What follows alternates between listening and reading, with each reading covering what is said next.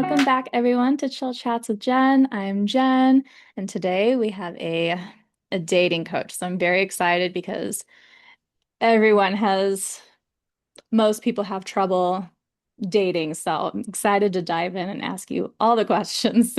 Sounds good. I'll do my best. Yeah. Absolutely. Yeah, And everyone, this is Christian, the dating coach, hopefully soon to be dating guru. Help us all out.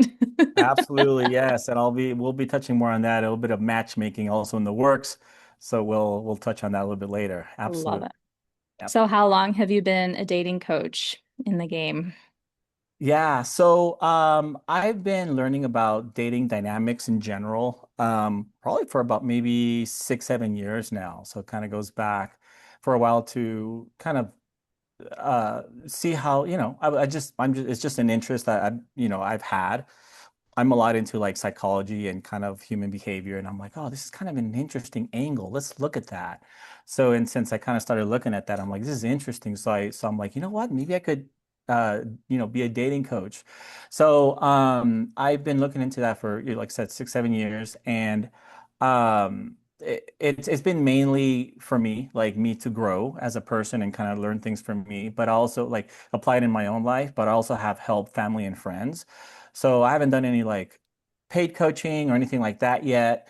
I tried some coaching, but I have a more of a background coaching in personal growth, so I kind of started in that area.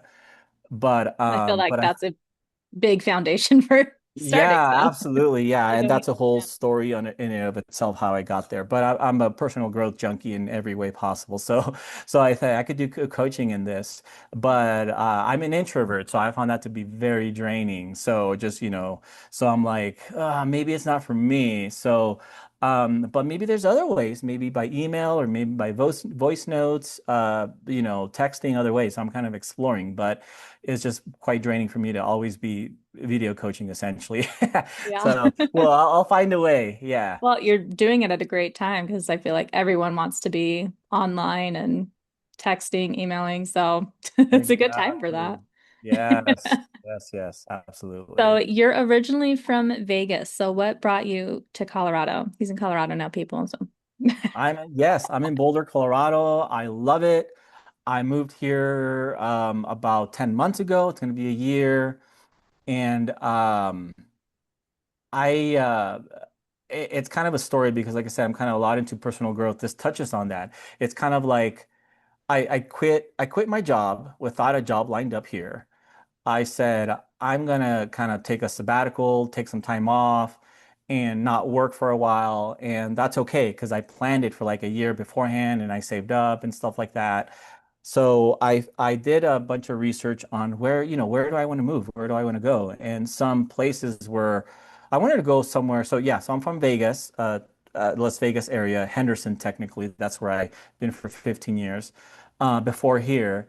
And I'm like, yeah, it's kind of time for something new. I just needed something fresh, something new. It's not the safest place per se in general. Like I'm talking about just the Las Vegas area in general. So I'm like, I'm gonna go to a kind of a smaller city, kind of a little bit more relaxed vibe, more green, more nature. That's kind of what I like. and seasons. Yes, exactly. That's what yeah, I'm a person that prefers hot weather over cold weather. So I was okay with the 10 bazillion degree weather in Vegas. I was okay with that. Though sometimes you can only go out for like 10 minutes at a time. It can get pretty bad if you're not used to that. Mhm. But I'm like, yeah, I'm okay with that, but I'm okay with also with kind of pushing myself a little bit to kind of being into more of the four seasons and basically just kind of start new after being so long there. And again, it was more of a personal growth journey where, I'm going to do what I want to do. And if I want to do something, I typically go for it.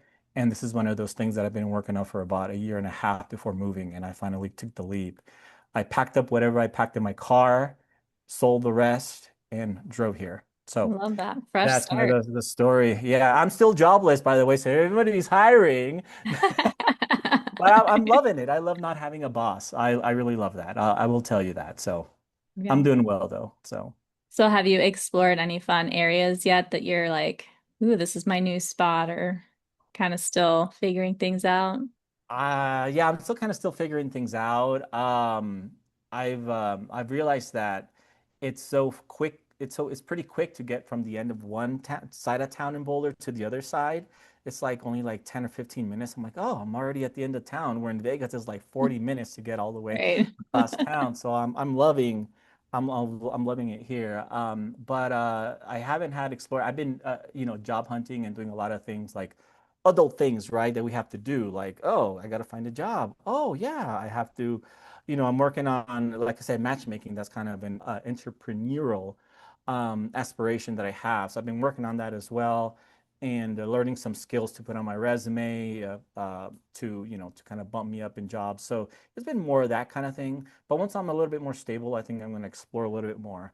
But I do love going to like nature and parks and stuff like that. So I've been doing that, but nothing like super huge or anything. Well, you're in a great Now, area for and I that. also have a meetup group as well, so I'll talk more about that. A Yeah. local vegan meetup group, so that I Awesome. started. Awesome. So touching on the vegan, how long have you been vegan? So I've been vegan for 13 years, Mm. and it's going to be 14 in August, so almost there. And before that, I was vegetarian for 3 years, so we can say 16 years total vegetarian and vegan. So it's been I love it. So in fact, let me show you something, and let me show your audience something awesome too. Check this out. All right, can you read it? I I love it. bought I bought this cup when I was in Portland, Oregon. I took a 1 week vacation. This was about 10 years ago. There's a store there called Food Fight. I'm not sure if you have been or maybe your Mm. audience has. But I'm like, oh, I got to get this mug. So I still have it and I'm drinking some tea out of it. So, That's great. Well, congratulations. I just had my 10 year. And I'm kind of the same thing. I've been oh, yeah. vegetarian most of my life, but yeah, officially vegan 10 years now. So, Well, yeah. congratulations. Yeah. Awesome. Yeah. Yeah. I wish I would have done it Yeah. sooner, but coulda, Yeah. shoulda, So woulda. it's all good. There's always a time to start, and that's good. So you have been vegetarian for most of your life, you said, right? hmm Yeah. So how did that come about? Like what were you For me, it was were more you of like just a texture thing with like the meat. Like I just couldn't do it. I would eat chicken, yeah.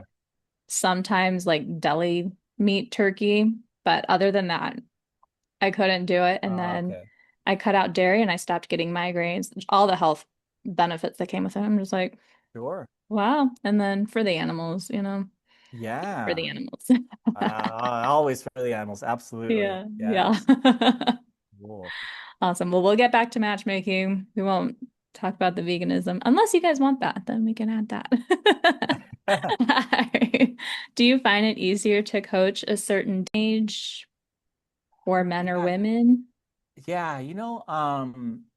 It's so I've been kind of coaching more so like my friends, and it's kind of interesting because I think m- I think all of them have been more so women actually. So I've been coaching women with my friends and family.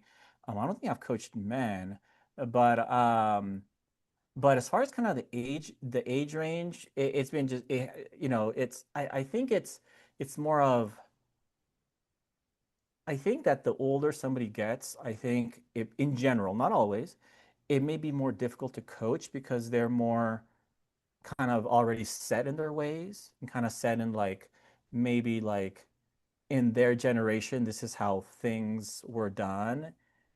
And this is how they kind of see the world. It's kind of like, this is how I was raised, how this is how you date. And sometimes, as you know, depending on the generation, and I would say the older someone gets, it may be more difficult because now you're trying to bring up new ideas, fresher ideas, and sometimes they can be resistant to those ideas. And I've seen that online where, and I don't know people's ages online. I'm just saying like, there's people that I see that say, you know what, yeah, that's something that is really good advice, but other people respond to that and say, you know, that's crazy. Why would you do that? Or I wouldn't do that. And I'm like, yeah, and there's a lot that plays in there. There's things like culture, there's things like age range. There's a lot that goes in there, but in general, I would probably say generational differences make it more difficult. and also the older the older someone gets, set in their ways, that kind of thing. So that's kind of what I think. But again, the people that I've coached are more kind of more so my age because they're, you know, my friends that I've grew up with, things like that. So yeah. So how do you find it coaching people with all the social media and dating apps? How do you kind of navigate that? Do you like dating apps? Do you recommend it? Please say no. So okay, there's so much to say. Dating apps are so much different than dating in person. It's very different. And one thing I'll also say right up front is that and it is in kind of in general, unless you kind of specifically ask me, I'm going to be talking about heterosexual, like men and women, right? So I'm going to be talking about that, those groups. But I find it's very different, and both men and women are placed in different roles in both situations. So it's very different. So in on apps, kind of you asked about apps. Let me start there with apps. Everything appears to be like pictures first, like what you look like first. That's the first thing you see, right? And as people, we kind of tend to judge people just by looking, right? And that's just psychology. That's just how we are. Some people may be like, oh, you know what? Let me look at the profile anyway. Let me read and see what it says. So a lot of times we tend to eliminate people just by their looks, without reading the compatibility part, right? Are they really for me, right? So everybody does that. Men, women, it's a human thing. It's not, it's not any particular gender or anything. And also the reality is, and this is me talking with my or coaching with my women friends, right, as well. Just realizing that men and women on dating apps kind of see it very differently. And maybe I mean, maybe you can chime in if if you feel like if you have this experience or not, or maybe you haven't been on apps or anything. Women tend to get overwhelmed because they get so much likes from men, right? They get so many likes and they get overwhelmed because they get thousands of them, right? And then they don't know what to do with that. There's just too many profiles. But then if you compare that to in person, hardly men go up to women, right? Because they're scared or they don't know what to say or they're shy, whatever. So that's kind of one example where it's very different. Um, there's good and bad to online dating with apps. You're able to filter people more easily right up front because now you can see, oh, okay, you know what? I see that they don't smoke. That's what I'm looking for. I see that they don't do drugs. I see that they like travel, but you don't necessarily know, yeah, a big one is kids, right? Do they want kids? Do they not? You don't know that really necessarily from approaching somebody, right? Somebody you don't know. So you got to do more work to really figure out if if they're for you essentially, at least initially, when you're kind of out of the dating apps in the real world versus on apps, you can more easily filter in many ways, right? So there's pros and cons, and a lot of people prefer the apps because of that or other reasons, or they may be introverts or whatever, and they just find that easier. Um, there's pros and cons to both. It's just a matter of preference and what people can, um, you know, prefer. So, one of the things with apps is that I've seen is that people tend to leave them blank too, right? So, they leave their bios blank or certain important things blank. But if you're really kind of trying to find somebody, you're kind of serious about it, you probably want to know, you probably want to let people know, right? That, what you're about. So that's one of the recommendations I would tell people, if you're really serious about it, fill out your profile, put a bio, put something on there, because I do tend to see a lot of people that just don't fill it out and then they kind of expect Mhm. like, okay, well, why am I not getting people? But let me touch on one other thing because there are differences, like I said, between men and women in the dating world. Um, and I don't want to generalize. I don't want to say this is all men or all women. Nothing that I will say right today is about all men do this and all women do that. It's just generalities. Um, Men tend to be kind of more, a little bit more visual, and women tend to be a little bit more like, let me get to know this person a little bit more, kind of personality oriented. So even if women kind of tend to leave their profiles blank, men will probably still like them, right? But if it's kind of the other way around, what I've seen is women want to know more about men before they hit that like button. So they want to read about them. So that's kind of again another thing that's kind of difference in the dating world between men and women. Again, in general, not always, but definitely fill out that profile if you're kind of serious about that. That's kind of something I would say. A lot of these apps though are about money, so you do definitely want to they're a business. So they're out to make money. I don't really think that they're in good faith giving you the best matches or whatever, but do they work? Yes. Can you find people on there? Yes. If you pay, can you use filters? Yes. So do they work? Yes. If that is your preferred method opposed to like in-person approaching or whatever, by all means go for it.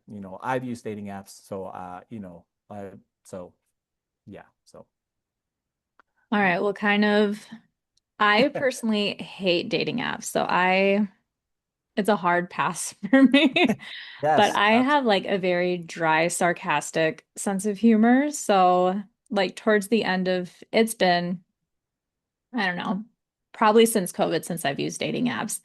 Sure.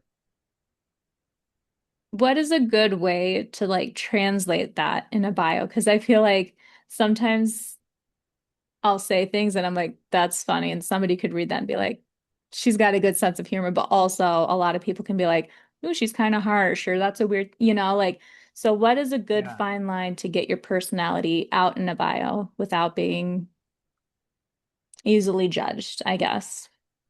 Yeah, so I kind of tend to I tend to love humor in general. I'm like very playful and humorous, and mine is more of you say yours is kind of dry kind of humor. Is that kind of yeah? Mine's more like playful and teasing and banter, that sort of thing. So I kind of get and I kind of try. I'm like, "Ah, should I put that on there? How should I word this? I'm kind of so I know what you're saying. The best thing is, I mean, I think the best thing is to kind of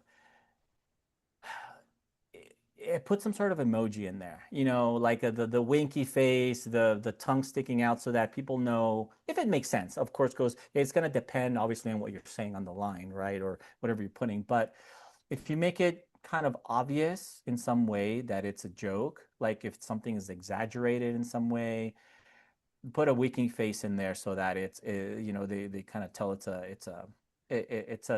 joke or a piece of humor or something. Um, I find that and this is kind of something just in general with dating and kind of relates to this, is that with like humor, some people will not get it. Some people will be like, "Are they being serious or are they not? Or is it a joke?" Like the key there is to make it so exaggerated that almost nobody or most people will think this is a joke, right? So this is a joke. It has to be kind of absurd, kind of like an exaggeration. There's many ways of doing humor, but it's going to be very dependent on what you put on there. I would say, but for starters, I would say winky face if it's whatever is appropriate. That's what I tend to do. Um, so that's probably what I would say. Yeah, and with humor, though, I would say that uh, it can be a fine line because you people can like you said, people can judge you. People can just pass on you if you're not if that's not if they don't resonate with that. So you might be eliminating people if you're not kind of really careful with your humor. So and same goes with texting. When you're texting, people can misread it and be like, "What's going on?" When you're texting a potential date or something. So I always say humor, most of it in person because you see the body language, you see the tone, you see a lot of other things that you don't really see by reading. So I would say keep it light on the humor, on texting, and also on profiles. Make it obvious if possible, and I think that will be good enough. So Mhm. yeah. Maybe that's why I've had issues. I'm just like, Yeah. I'm gonna, you Yeah, I'm know? always like, maybe I should delete this line. Okay, delete. Is there Yeah. anything to change? I don't know. And then yeah, it's a struggle. It's a constant like, yeah, I know what you mean. Yeah. Especially towards the end when I was just like so over it. I'm like, I don't care. Like, I'm just gonna be blunt and sarcastic. Some people get it, most did not. Well, here's the thing though about that is that if when you find somebody that actually gets your humor, it's such a moment because it's like, oh Hmm. crap, they get me, you know? Yeah. And it could be with anything. It doesn't have to be with humor. It could be with like something, some shared experience that you both had.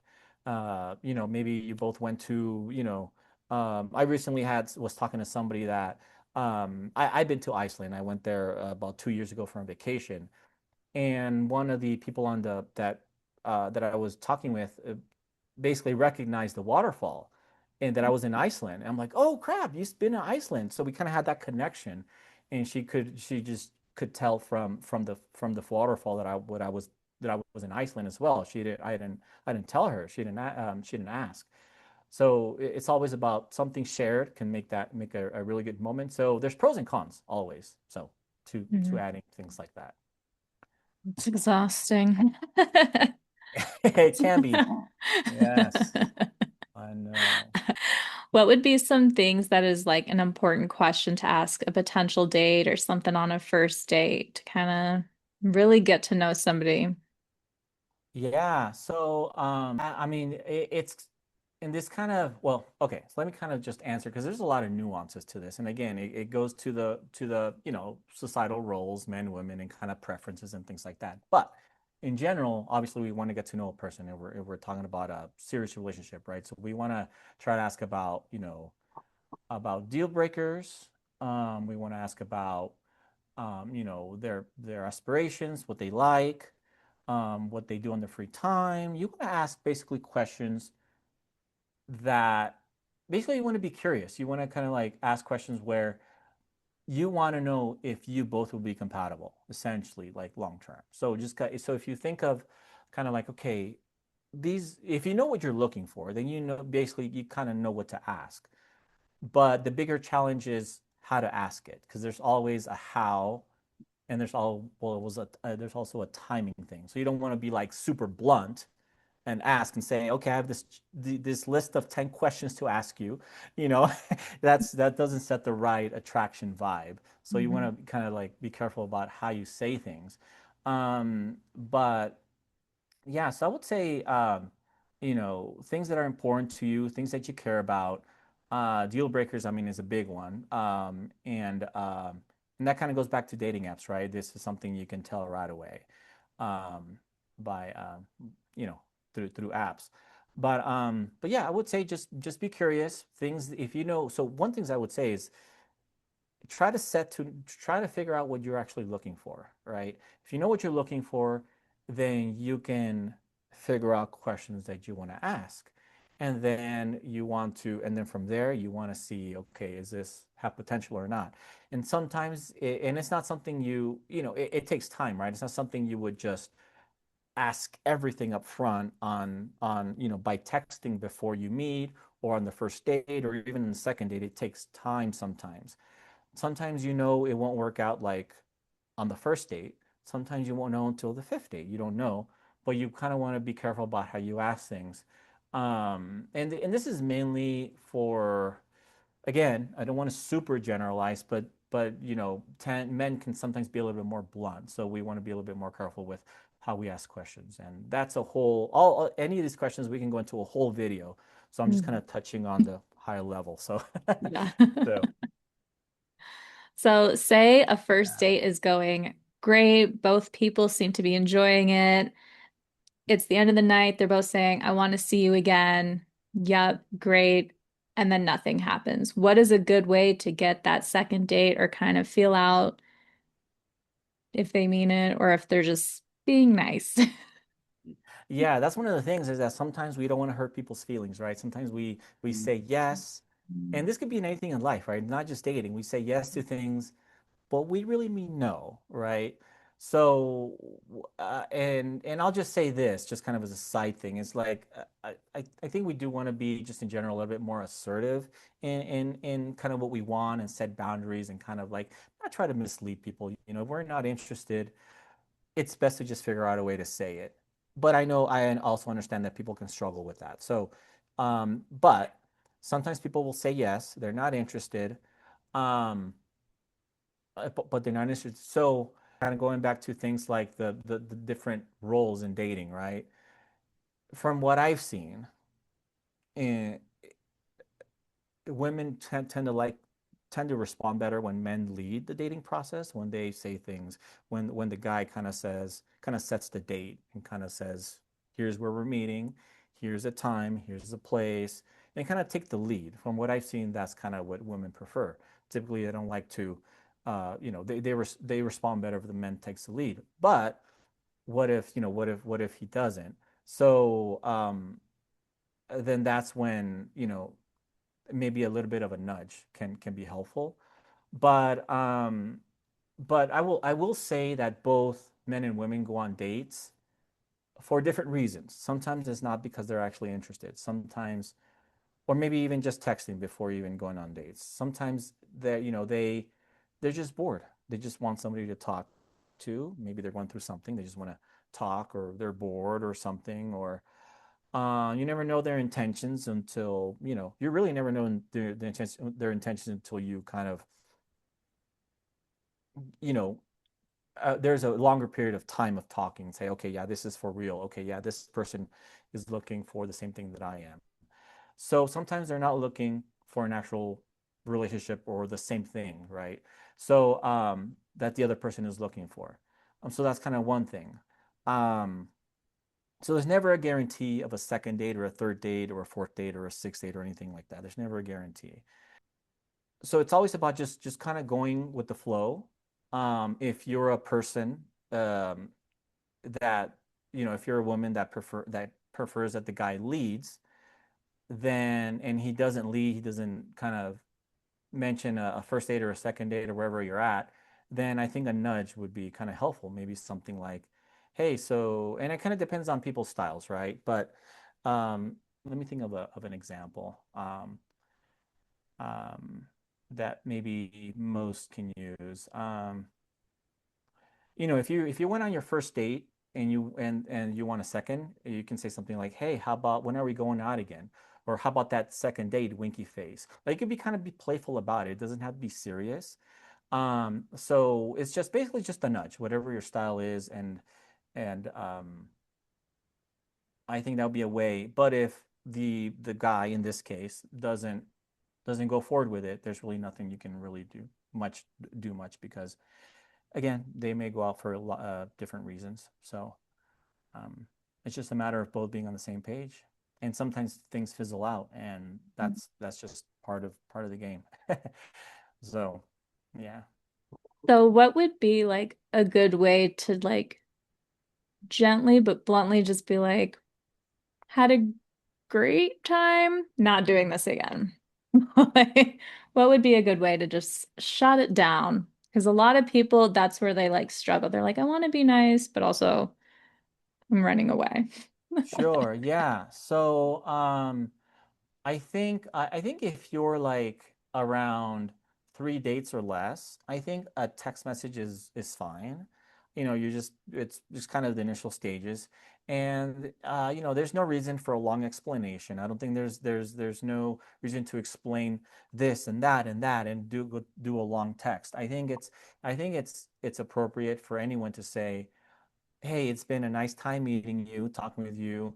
I do think we have, differences, and I think we're not compatible long term, but I wish you the best. Like something nice, something short, wishing them the best. I wouldn't recommend anything about I wouldn't do anything like complaining or arguing. I would never recommend anybody to argue with any date whatsoever. If it's not working out, just simply say it's not working out in a nice way.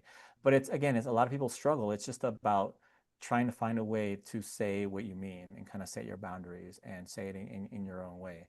But short and sweet, without long explanation, I think that's the best. And you can't really do anything about how the other person's going to react. If you're nice, if you wish them the best, if you're polite, some people will still send you angry messages in all caps, and there's nothing you could do about that. So at that point, you can just ignore or block. So, I think that's my problem because I'm like a people pleaser. So like I hate letting people down. So I feel like I have to like over explain. I'm just like, shut it down. So what about the ghosting that's going on? How can we, I don't want to say how can we avoid that because I don't think we can avoid that because Right. people love to do that. But what would be a good way? Like say I got ghosted. How would should I follow up with that? Should I just be like, I'll ghost you back? Like, how would you Yeah. help people get through ghosting? Yeah. So I'm never a fan of revenge in in any part of life for me, right? That's just me, right? And this includes dating. Like I don't, somebody I've been ghosted by the way, and several times and I'm like, there it just means they're not interested. That's really all it means. There's nothing else that that could mean, right? They're just not interested. They're just not saying the words.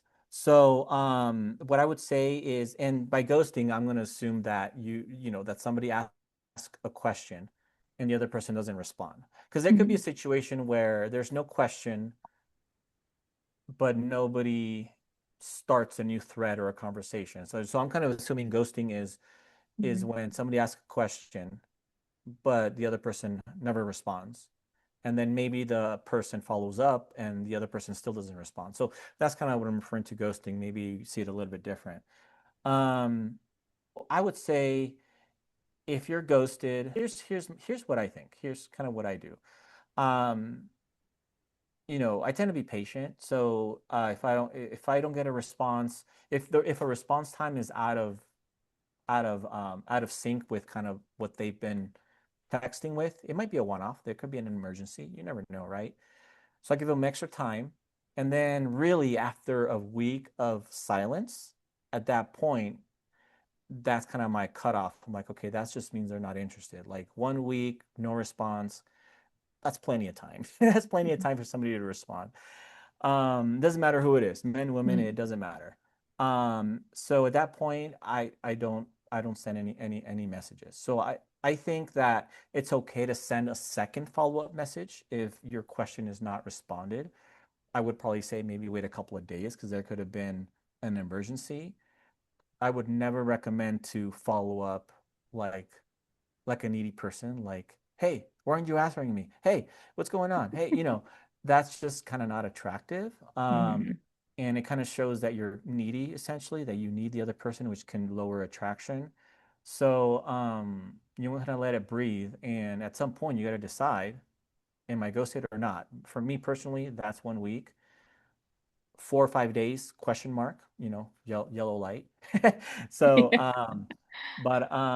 but yeah, but as far as when you're ghosted, there's really not much you could do after that. If I would never recommend anybody to chase. That's actually, in fact, dating in general can be very counterintuitive. So while many of us think chasing will work, it is actually the silence that many times makes the person come back because now they're wondering.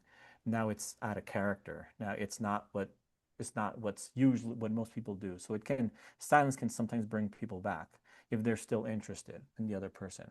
So I'd never suggest anybody to chase, um, or revenge or send a million texts. It's just saying, hey, you know what? This person's not interested. It's time to move on. And you just move on from there.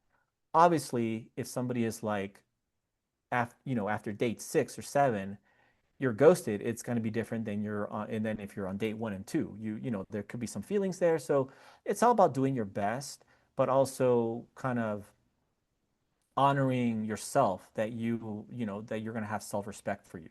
You're not going to chase somebody that's not interested. And that could go with many things in life, right? That could go with friends, not chasing people that don't want to be in your life.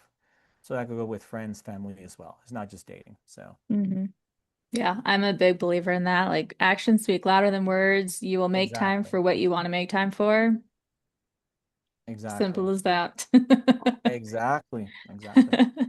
So what about all the games that people play these days? How would you best help someone avoid the games? Because some of these, I won't generalize it, but in my experience, some of these guys are big on their games. How do we escape that?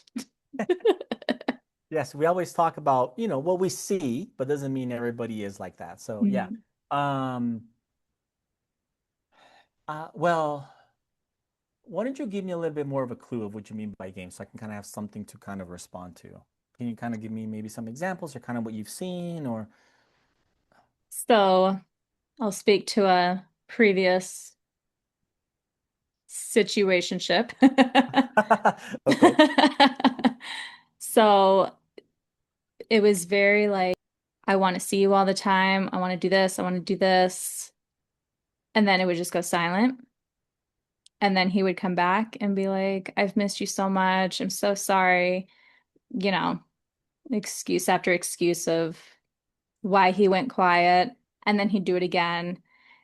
And then so you kind of back off. And he's like, why are you backing off? I didn't want to text you because I feel like you're not into it. I'm like, I'm backing off because I kind of feel like I can't trust, just kind of like the mind games where it's like, well, I'm Yeah. backing off because you backed off. But I'm like, I Yeah. backed off because you're starting to go into the ghosting. And I kind of feel like I can't Yeah. trust what's happening here. Kind Yeah, absolutely. Yeah. So in that kind of situation, and I think this goes for anybody, right? I think it's all about knowing when to actually say this is not going to work and actually set your boundaries. So I'm huge, and this is in my personal life as well, as I'm huge, I'm setting boundaries and saying, you know what, if this is not going to work for me, I'm going to walk away from it.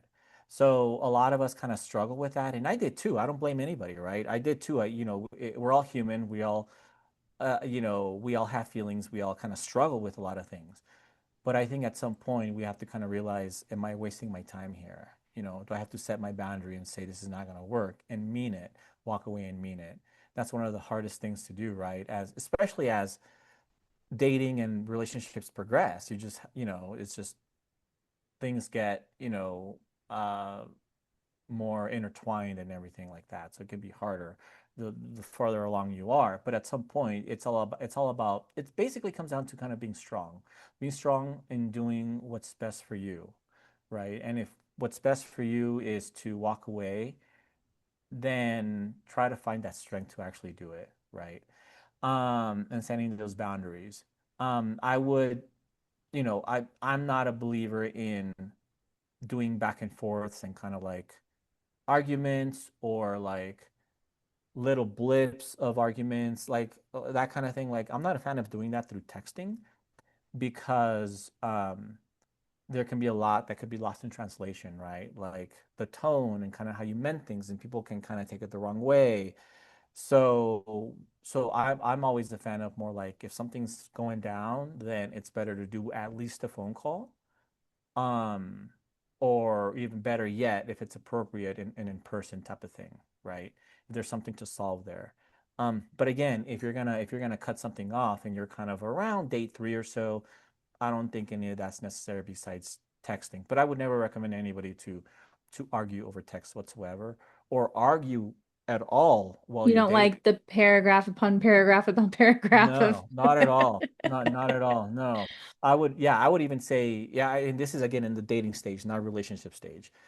I wouldn't recommend anybody to argue with your date at all because if you're already arguing when you're dating, that basically just means you're probably not compatible, right? You're just not compatible. So I just had a friend recently that was dating somebody and she was talking about going to therapy with him, but they were just dating. So I'm like, if you're thinking about therapy when you're dating, that just means you're not compatible to start. So you should not be going to therapy when you're dating somebody, right? So yeah, just realize basically it's just about recognizing their pattern. So going back to kind of highlight your story, because I'm sure maybe a lot of people have that experience or something similar. It's like at some point you have to decide, yeah, nothing's changing. The person is not changing. They're saying they're going to change. They said once or twice that they wouldn't. They haven't. At some point, you have to just walk away. You have to find that strength to walk away and say, no, don't waste your time. Don't waste your energy. and set your boundaries. That's probably going to be the best thing for anybody to do. So, It's good fun. yeah. Um, what is something you find people do a lot wrong, like in the beginning stages of dating, whether it's trying too hard, putting on like a Yeah. fake face? Um, One of the things I think is the pace of dating. So, the pace I think is one of the things that, in my opinion, and let me go back and say, because I'm sure there's going to be people that will probably say what I'm saying is like doesn't work. It's all my opinion. Everything that I'm saying today is my opinion, is what I've seen, is what I think works, is what I have dealt with my friends. So, you know, but I think it's the pace. I think it's a lot of, and again, this kind of goes back to the dynamics of men and women, right? So in not in all cases, the pace the pace tends to be either really slow or really fast in many cases. It's never, no, I don't want to say never. It's in many cases, it's not that middle ground. So when I talking about the slow pace, that's kind of what we were talking about earlier, right?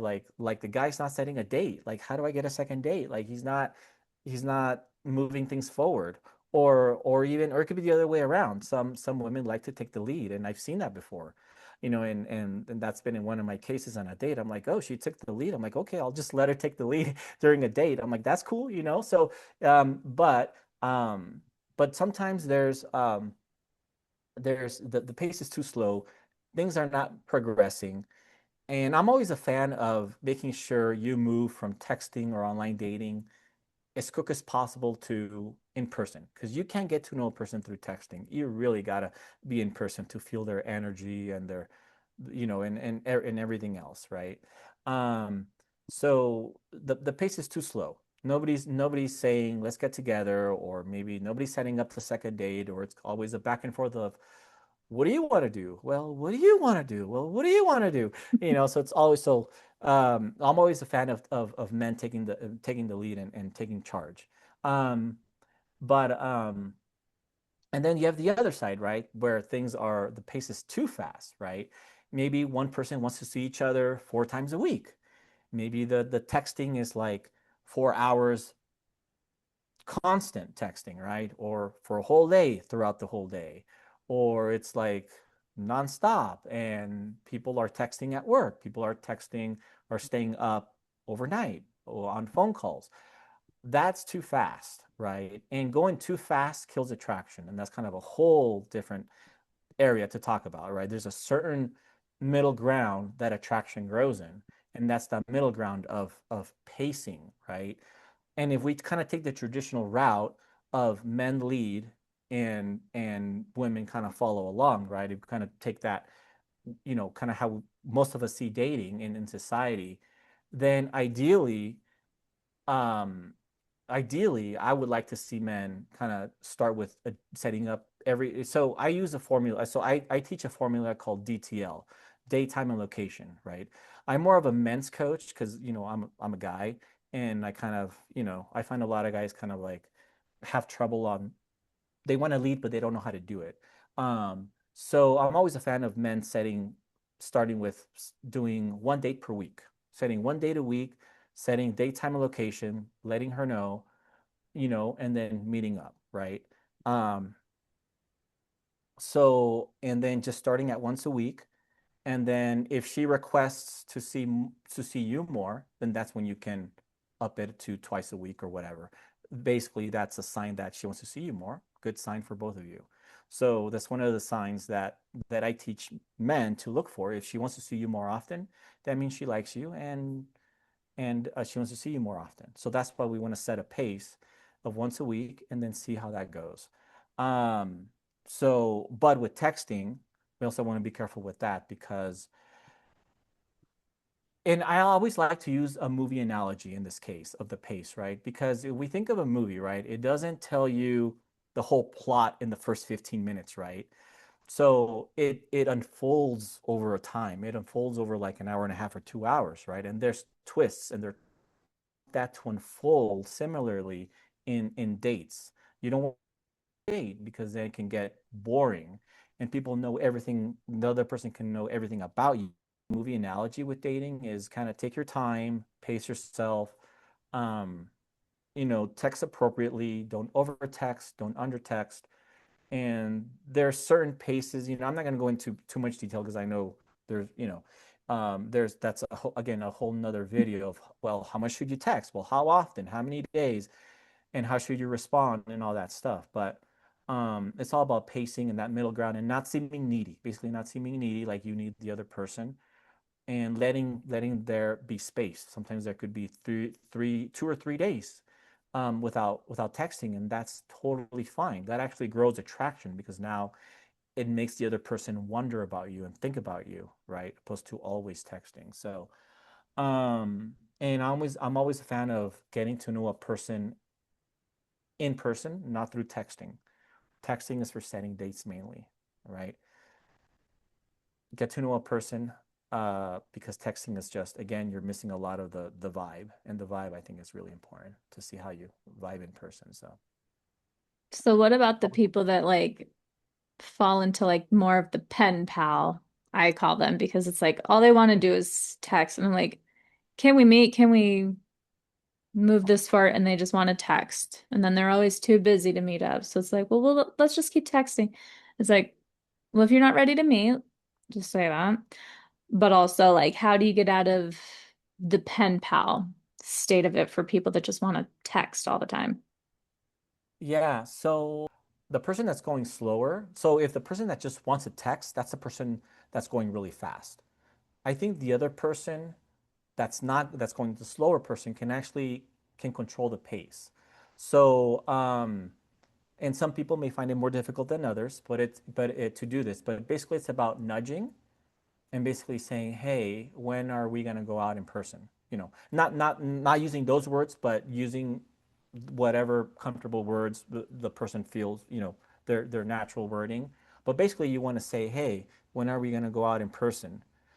And if they just want to text or they avoid it or they keep saying, anything besides, yes, let's get together, here's a day and time, or I'll figure out a day and time, or when is a good time for you, anything other than anything like that, especially if it's multiple times, that goes back to setting your boundary and saying, this is wasting my time. I'm going to walk away. So, and sometimes you don't need to say anything. Sometimes you just stop responding to text. Sometimes you can say, hey, this is not going anywhere. I'm looking for something more and it's not going anywhere and bye, right?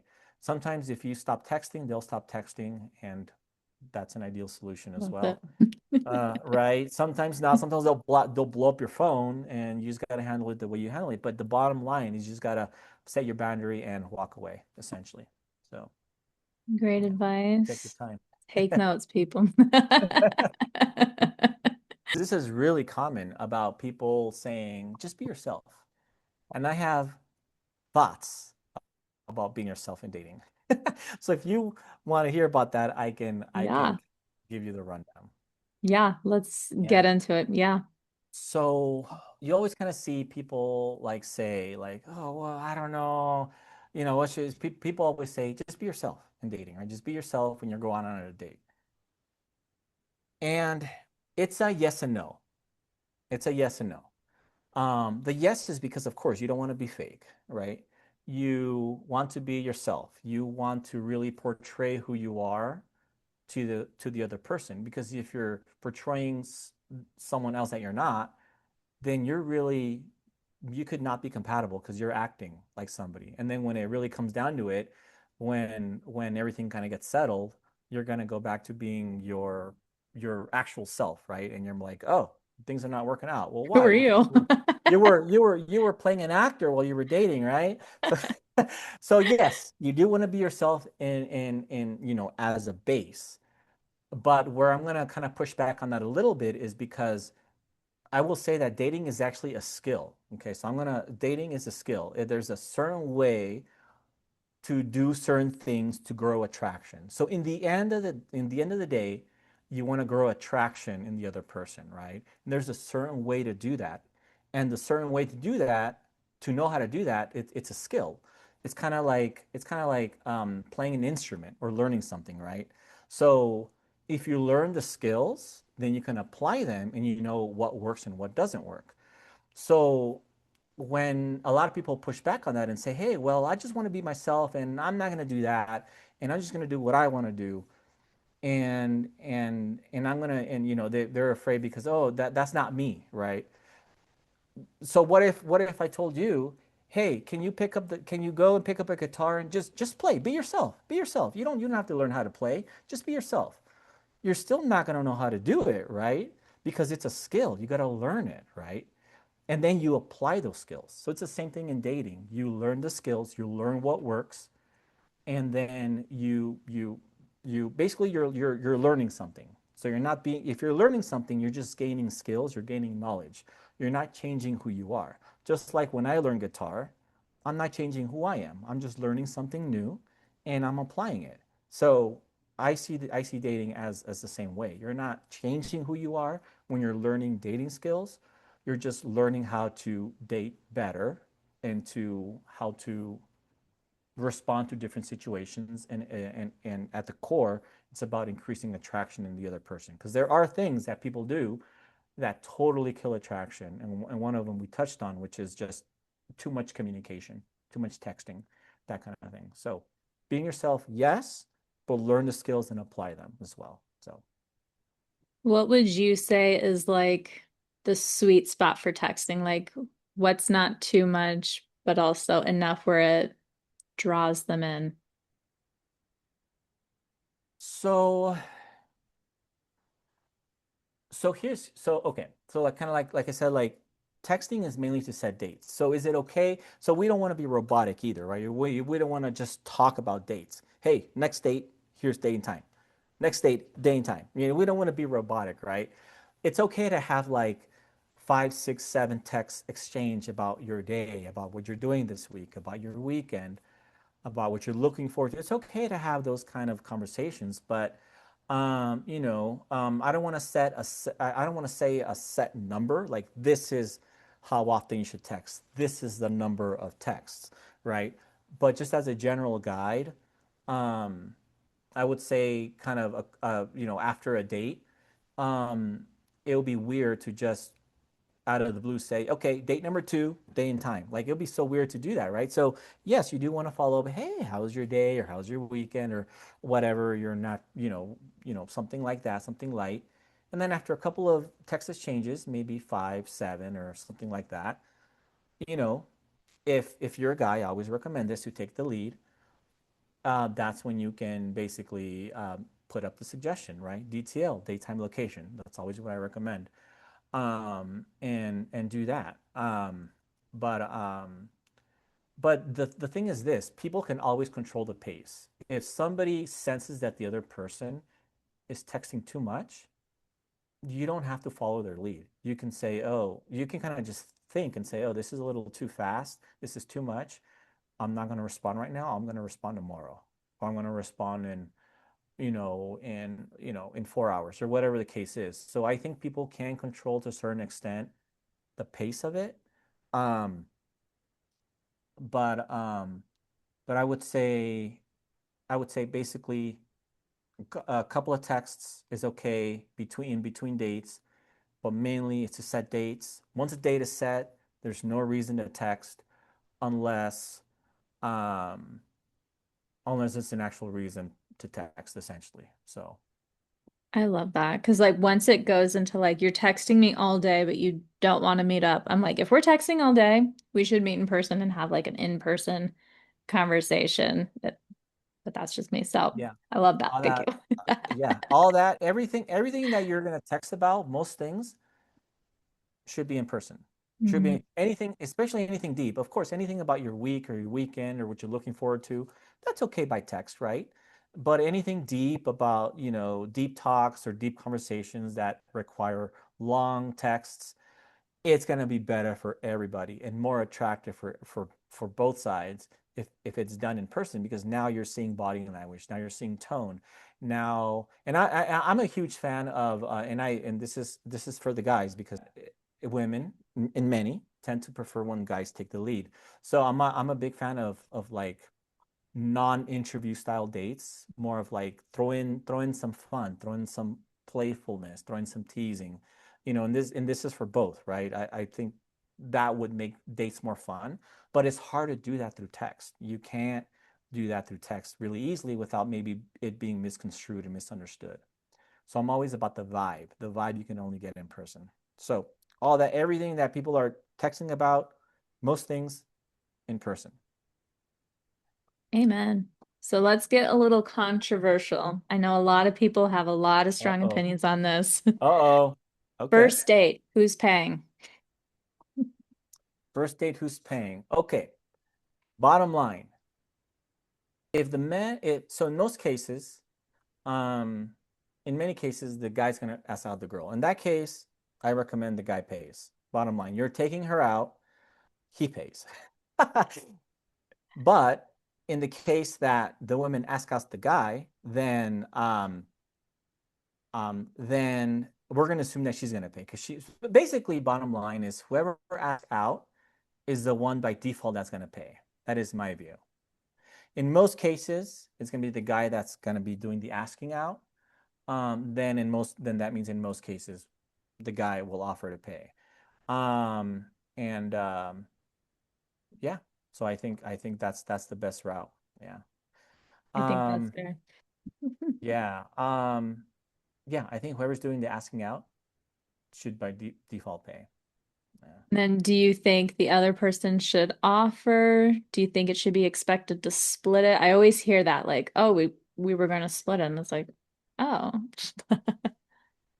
Yeah, I would probably never recommend splitting in most cases. It's either, somebody's going to ask out the other person. So by default, whoever asks out, I think, should be paying. The only circumstances that I can think of where maybe there could be a split is if it's something really expensive. But even then, I wouldn't recommend spending tons of money, especially in the early stages of dating. It's not about, it shouldn't be about money. It should be about getting to know the other person. No amount of money will get you to know the other person. It's all about the experience. So, in my opinion, but unless for some reason, if it just tend to be something really expensive, like maybe I don't know, I'm not talking about like a dinner, but more something like if if people are gonna rent a hotel room or whatever, yeah, that can be $100, $200. Okay, in that case, it may be fair to talk about splitting it, or better yet, um I'll just leave it at that. Yeah. If it's something high cost, then I would say splitting.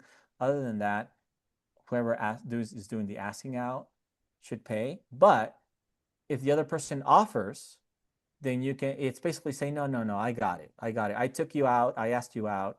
I'm going to pay. But if they insist the second time, then I think it's fair to let them pay at that point because you don't want to get into this back and forth arguing thing. Second time, okay, fine. So. And the night on a fight of who's paying. Yes, logistics can be boring. So this is the thing. It's like I try to stay away from too much logistical talk because that can kill attraction because now we're talking about, okay, what are we gonna do? Who's gonna pay? Let's talk about money. That's not sexy in dating, right? We want to be more about let's have fun. What are we gonna do? Let's go out. That should be the vibe, not who's paying. So by default, there's an implication of without even you don't even have to say it. Whoever is gonna go out should essentially by default pay. So Reach. So for someone like me who hates dating apps, where would you recommend meeting people for? I'm introverted myself, so like where's a good place to meet people if you don't want to leave your house? if you don't want to leave your house, oh man, I I don't love know, the because memes where it's like someone's gonna fall through your ceiling and just like there it is. there he is. Where you I've been been all my life, waiting. right? Welcome, Earthling. Right.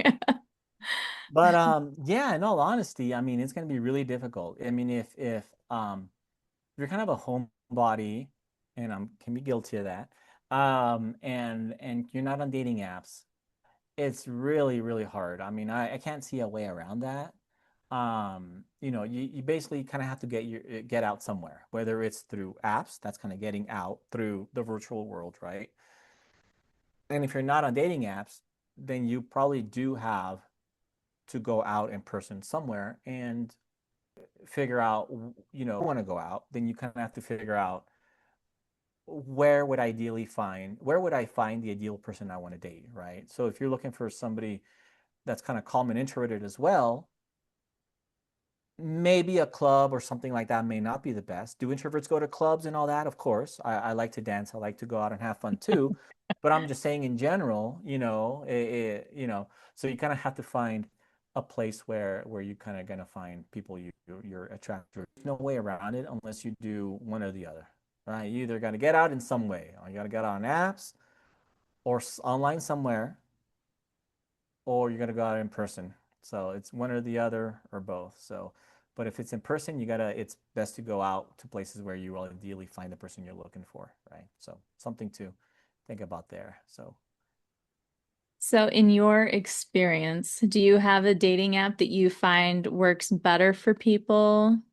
um, And I know that's a it's hard question because there's thousands of dating apps, but yeah, and here's what I noticed is that different dating apps kind of cater to different vibes, right? So, and this might be just a social thing that people kind of perceive it. You kind of what I heard is like what is it? Tinder is like the hookup app. I mean, it's not necessarily true because you could put long-term relationship there. It's not necessarily true, but people perceive it that way, right? And Bumble is more like a fun, playful, and they design it that way. They have these bright colors and stuff. And Vegly or Vegly, I don't know. I never knew how to say that one. That's for catered to vegans, vegetarians. So each one's going to have their own vibe and niche and things like that. So it's hard to say. I would probably say it's just going to take some experimentation, like on your part, like whoever, not you personally, but whoever, I'm is off just to see, dating apps, people. it's just seeing, okay, like just seeing kind of like the patterns of people and saying, okay, I'm seeing a lot of these people and they're not really my style. So this may not be the app for me. And then you just got to try it. It's basically just trial and error, I'd say. Like there are some apps that I tried, and I'm like, these are not my people. So so so I'm like, yep, I'm done. So with this one. So and then okay, well let's try this other one. So it's just a matter of trying and see what resonates with you and stick with that. And if nothing comes about from one, then maybe something will from a different one. So So let's really circle back. Let's talk about the new matchmaking venture you have. So, what can people expect from that new adventure for you? yes. So for like the past maybe 2 years, 2.5 years, I've been thinking about working on matchmaking. This was after like, okay, coaching is a little bit too much. What else can I do in that area? I'm like, oh, well, I could do matchmaking. So then I've been kind of thinking about it, kind of simmering the idea, and I'm finally starting to actually, I think in October I started doing something with it. So I have a website now. It's still in the works, so not everything is working yet, but it's vegandatingmatch.com, vegandatingmatch.com. And and that's what I've been working on all day today on trying to get everything working and making sure the buttons work and everything looks right. So eventually, the idea is for people to kind of make a profile on the website about them and about the preferences they want in a partner, and these are only vegans, by the way, only vegans. And they sign up, make a profile, and then they can choose two options there. They can choose to for me to match make them, to basically find a match for them, right? Or they can kind of just stay in the database per se and see if somebody else wants to match with that person. So basically, in general, it's basically matchmaking where I can match people. It's more of a long-term relationship type of thing, right? For matchmaking, it's about people that are looking for serious relationships, and it's all vegans, and that's kind of what I'm working on. But if you have any questions about that, my contact form is working. So if you do submit something in the contact form, I will get it. So if you have any questions or follow-ups or want to know more about it, I'll be happy to answer that through email. So that form is working. The sign up button is not working yet, so that's still in the works, but coming soon. So that's what I've been working on for the past couple of So months. exciting. Congratulations. Thank you very much. What would be like your golden nugget of advice for people newly dating, starting to date? I would say be okay with uncertainty in dating. You're never going to know if something's going to work out or if it's going to work out or not. One date, two dates, even before. If you keep this in mind, be okay with uncertainty. I'm not going to know what's going to happen. Anything can happen at any time. If you keep that in the back of your mind, no matter how many dates you're on, then hopefully that will help ease everything so that there's not a lot of expectations. Okay. So would you recommend going into it? I don't want to say with no expectations, but like very low expectations to kind of avoid like the rejection feeling of it, kind of soften the blow for people. Um, I don't recommend people kind of, and maybe this is not what you mean, but I don't recommend going in with like low expectations or a negative mindset. It's more of a, I think more of a curiosity and exploratory mindset, like, oh, a match. Let's see what happens. Maybe there's something, maybe there's not. Let's find out. So it's more like neutral, not low expectations or high expectations. So, What would be advice to somebody that doesn't take rejection well? How would you yeah, tell people to get over that rejection to keep putting themselves out there?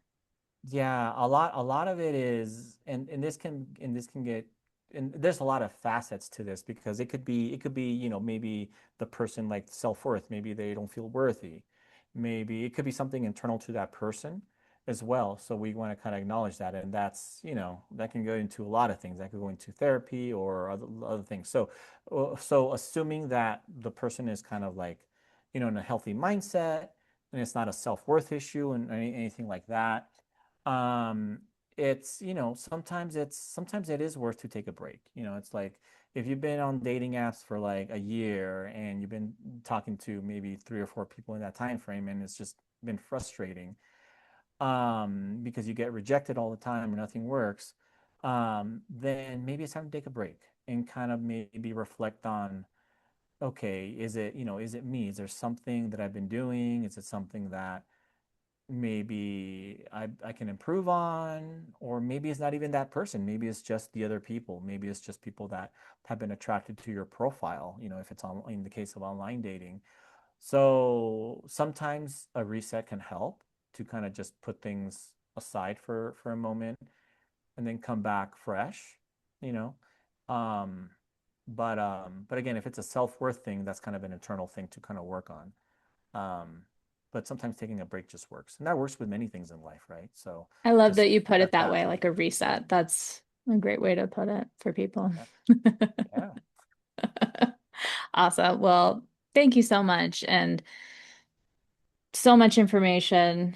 If people wanted to reach out for coaching or matchmaking, is there a way to reach out to you for that if you're taking clients? Yeah. So right now I'm not doing coaching per se. But so I'm kind of working 100% on my matchmaking website. But if you want to reach out to me, you could email me directly, Christian at vegandatingmatch.com. Or you can go on my website, vegandatingmatch.com, and fill out the contact form. You get in touch with me either way. If you're interested in knowing when the website is live and you can make a profile, definitely reach out to me, and I will definitely let you know when you can make that profile. So. Awesome. And then you said you do meetups. Do you have any meetups coming up that people can look out for? Yeah, so I'm based in Boulder, so most of my meetups are kind of in the area, but I've been thinking of kind of expanding a little bit to maybe Longmont or Denver. But look out for me on Meetup. So my group is called Seeds and Sprouts. And So that one, so I'm doing about one meetup a month or so right now. We do kind of more low key-ish type of things. There's a lot too many hiking groups out there, so we do more low key stuff. But yeah, on Meetup, Seeds and Sprouts, look out for me and join if you're interested. So Awesome. I love it. And I'll tag that as well. Well, thank you so much for all the information, the fun chat. It's been great. So. absolutely, it's been fun. Thanks for having me. Absolutely. Of course, my pleasure. And I'll tag all your information so you can easily find him. Yeah, it was wonderful. I feel like I'm gonna call it that. I'm gonna go into my reset. Use that as my excuse to You deserve a we're reset. resetting here. There you go. Awesome. Well, thank you for joining me and all your time. I really appreciate you joining me. So thank you. Thanks for having me. Appreciate it. All right. And then for everybody else, we will see you next time. If you have any other questions, drop them in the comments or email Christian. Thank you so much. Have a wonderful evening, everyone. Thanks. Bye, everybody. Take care. Bye. Bye.